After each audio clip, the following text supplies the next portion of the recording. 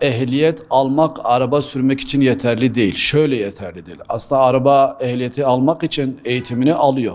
Eğitimini alıp akan trafikte eğitimini tamamladıktan sonra normal araç kullanabiliyor. Bizim Türkiye'deki en büyük sorunumuz ehliyet aldıktan sonra, işlem bittikten sonra kurallara uymama sorunu var. Nedir bu kurallar?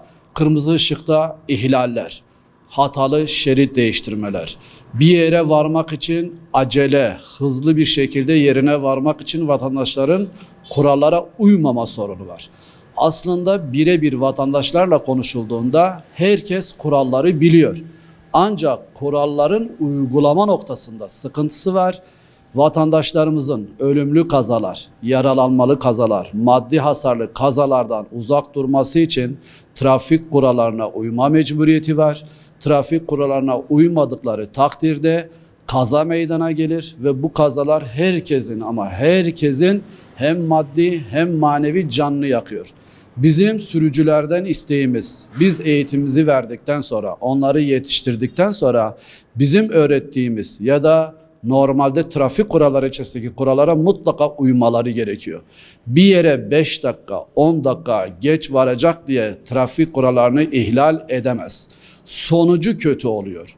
Sonucu değiştirme imkanımız yok. Geriye dönüş yok. Bir an meselesidir, salise meselesidir.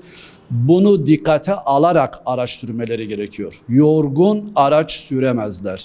Gece araç sürerken gözlemlerini iyi yapmaları lazım. Trafik kurallarına uymaları gerekiyor. Bunun dışında kazaların evet büyük bir oranı insan kusurundan kaynaklanır. Ancak bunu tetikleyen karayolları, trafik levhaları gibi ya da araçtan kaynaklanan bazı arızalar da söz konusu olabilir. Aracıma güveniyorum. Aracım son modeldir. Ben yolda istediğim gibi zigzag çizerim. Hatalı sollama yaparım. Yol senin değil. O yol bütün araç sürenlerin yoludur. Mutlaka karşı tarafı dikkate almanız gerekir. Evet, kazanın neticesi birinin hata yapmasıdır. Bu hatayı sen yapmayacaksın ama karşı taraf bu hatayı yapmayacak diye bir garanti yok. O hatayı yapacak olan kişiye karşı senin de tedbirli olman gerekiyor. Mutlaka takip mesafesi dediğimiz mesafeyi koruması gerekiyor. Trafik kurallarına uyması gerekiyor.